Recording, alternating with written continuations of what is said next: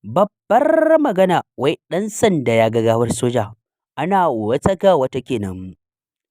A yayin da duniya ke cike da alkainin mutuwar Hanifa Abubakar Abdulsalam,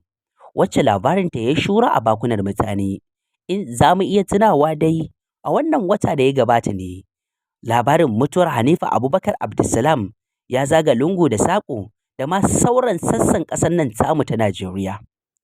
inda har ma ƙasashen waje da yawa wasu sun tofa albarkacin bakinsu, wasu suka yi Allah wadar da irin wannan mummunan ta'annadi da aka yi wa wannan yarinya, inda Abdulmalik Tanko wanda ya kasance malami ga Hanifa Abubakar Abdulsalam ya yi garkuwa da ita daga ƙarshe kuma ya kashe ta bayan ya karɓi kuɗin fansa a hannun iyayenta. Sai dai kash ana tsaka da hakan ne kuma tashar nan tamu mai albarka Amana Hausa TV ta ƙara bankaɗo muku wani labari wanda muke ƙoƙarin isar da shi a daidai wannan lokaci cikin hoto mai magana. Jarumi, fitaccen mawaƙi, wanda ya yi fice a fagen barkwanci wato Ado Isa Gwanja, inda dai a shekarun baya da suka gabata mutanen duniya sun shaida cewa Ado Isa Gwanja ya angwance ne da amaryarsa, sahibarsa, abokiyar rayuwarsa, muradin zuciyarsa kuma abar begensa,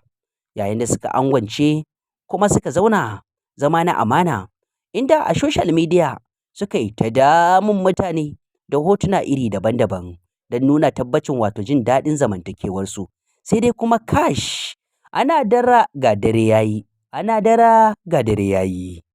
A daidai wannan lokaci ne dai muna jin kishin cewa Ado Isa Gwanjan dai ya riga da ya nuna fushinsa kai tsaye, inda yake ta bayani, yake ta ɓaɓatu cewa matar tashi dai a yanzu dai bata cancanta ta zauna a matsayin matarsa ba, saboda wasu dalilai da muke ta ƙoƙarin ganowa. Kamar yadda dai yake ta ƙoƙarin faɗi wa duniya, mu ko muna bibiye da shi, da zaran mun bankaɗo bayanan za mu tura muku ta nan tashar tamu Amana Hausa TV. Ku yi mana subscribing sannan ku danna ƙararrawa domin mu sanar da ku da zaran mun ɗora. Hakan zai ba mu tabbacin cewa muna tare da ku, kuna tare da mu. Amana Hausa TV,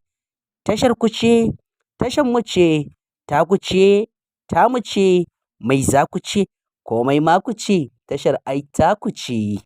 Amana Hausa TV, tashar ku ce, tawa ce, taku ce, mu huta lafiya.